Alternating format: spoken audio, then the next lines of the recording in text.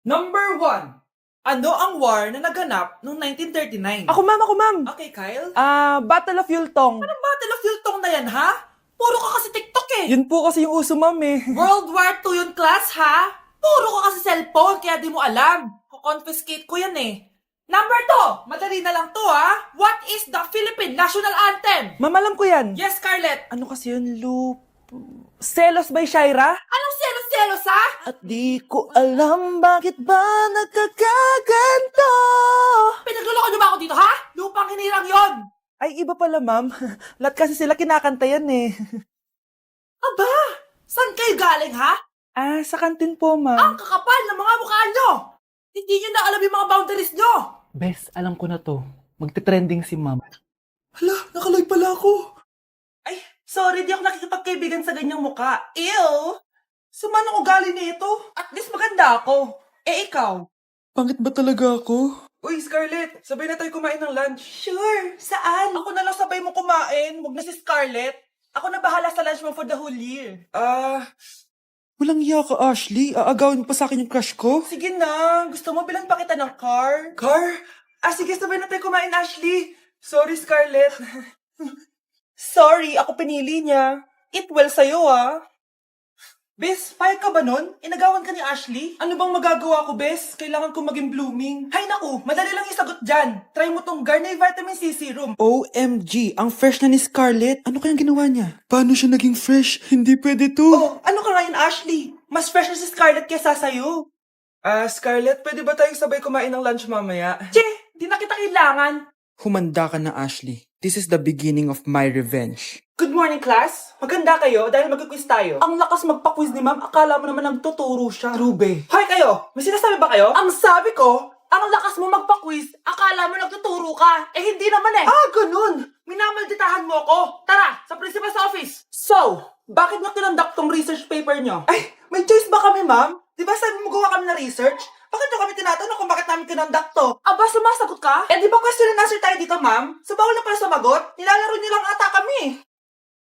Magpapakita na ako ng mga grades nyo at huwag kayong magreklamo kung bagsak kayo, ha? Okay, Scarlett, ikaw mauna. For sure, mataas grades ko. Ma'am, bakit bagsak ako? Bakit bagsak ka? Bakit? Pumapasok ka ba sa subject ko? Remember, class, taga-compute lang kami ng grades nyo. Kayo ang tagagawa. Eh, ikaw, ma'am, nagtuturo ka ba? Aba, walang iya ka. Eh, puro ka lang naman kwento ng buhay mo, di ba? True. Ito ba yun sa exam? Alang isasagot namin sa enumeration, ma'am. Yung 5 naging crush mo nung high school? Nay, hinuhuli ako ng mga tano sa labas. Ha? Bakit ka nila hinuhuli? Di ko po alam, Nay. Yung totoo, anong ginawa mo? May nasagasaan po ako, Nay. Ay, Diyos kong bata ka! Sige, magtago ka na! Sige po, Nay. A few moments later. Tao po. Ano po yun? May nasagasaan kasi anak mo. Nandito ba siya? Grabe naman. Kaso, wala siya dito eh. Para sigurado, pwede ba pumasok dyan? Sige. Sakit ang tiyan ko. O, di ba? Wala siya dito. Mukhang wala nga dito. Sige, alis na ako. Ano yun? Nandiyan ka lang pala, ha? Huli na kita! Teka lang. Ano ba nasagasaan niya? Nakasagasa siya ng langgam. Langgam? Seryoso ka ba? Bakit? May buhay din sila. May pamilyang naghihintay sa kanila. Oo, sige, huli niyo na yan.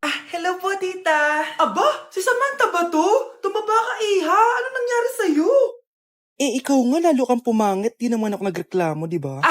Palagi kasi masarap yung ulam namin, tita. Ganun ba? O siya, kumain na tayo dito, iha. A few moments later. Babe, ano ba? Kumakain ako. Ikaw naman next. Iha, wala ka pa rin jowa hanggang ngayon? Wala ba nagkakagusto sa'yo? Ay, required na pala magka-jowa. Ikaw nga iniwan ng asawa, di ba? Study first mo kasi ako. Sus, narinig ko na yan, iha. Anay, ano pong luto to? Tinola yan, anak. Di ba ang sarap? Ako pa ba? Ay, tinola pala to, tita. Akala ko kasi sinigang ang asim eh. Walang yatong batang to Ganun ba? Baka kasi di ka pa nakatikim ng masarap na tinola. Kain muna tayo. Ay, masarap po talaga magluto yung nanay ko. Kapag nagluto yun, lasang tinola talaga. Aba, sinasabihan mo ba ako hindi marunong magluto? Sinabihan mo nga akong mataba? Ma'am, nangangopya po si Scarlett sa akin, no? Apakasinungaling mo, Samantha. May nangangopya pala dito? Bagsak ka na sa akin, Scarlett. Apakasama talaga ng ugali mo, Samantha. Nay! Oh anak, anyari sa'yo? Binagsak ako ng teacher ko. Naniwala kasi siya kay Samantha na nangopya daw ako. Totoo ba yun, Scarlett? Hindi, Nay. Siya talaga yung nangopya sa akin. Walang iya yan ah. Humanda siya sa akin. Tara, anak. A few moments later. Ma'am, bakit niyo po kami pinatawag dito? Kasi yung anak mo, sinungaling. Siya naman talaga yung nangopya kay Scarlett eh. Hindi po totoo yan. Para malaman natin kung sino nagsasabi ng totoo sa inyong dalawa, mag-quiz na lang kayo ulit. Patay ako nito. Humanda ka ng mapahiya, Samantha. Okay, time's up. Pass your papers. Scarlett, naka-perfect ka. Yes, talino talaga ng anak ko. Samantha, wala kang tamang sagot. Ikaw talaga ang totoong nangungopya. Nakakahiya ka, Samantha. Humanda ka sa akin sa bahay. Tara! Wag po, Nay! Ang lesson natin for today ay mga unggoy. Magbigay kayo ng mga halimbawa ng mga unggoy. Ma'am, oranggutan. Tama. Ma'am ako, ma'am. Tama. Okay, class. Ang galing. So, nakapag-check na ako ng mga exams nyo. At, si Scarlett lang ang nakakuha ng 99. Yes! Talino talaga! Bawi din kayo, guys. At lahat kayo, perfect! Ako pala yung bobo.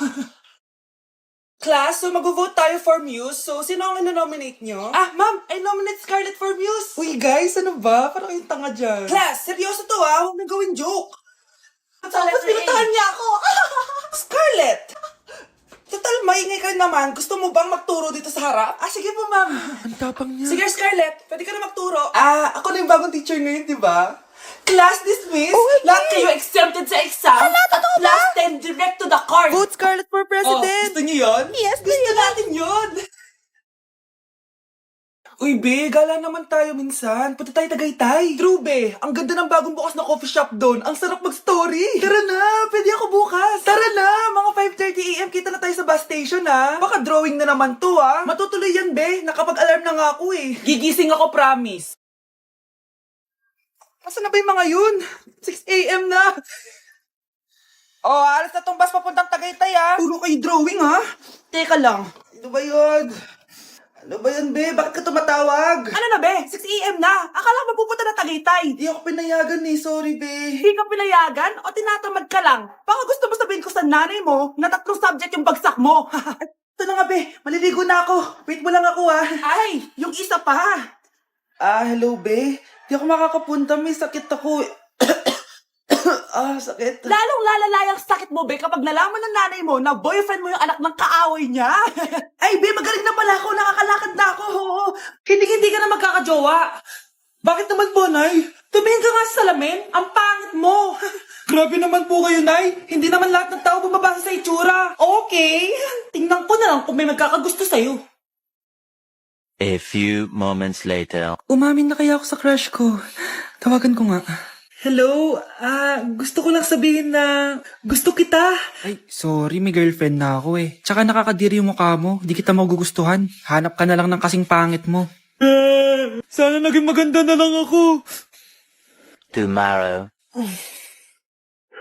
Ang ganda ko na. Mag-post na ako ng picture. Sino to?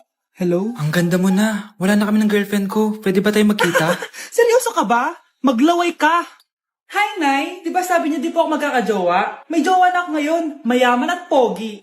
Sorry anak sa mga sinabi ko sa'yo. Babe, halika. Hello po, tita. Nice to meet you.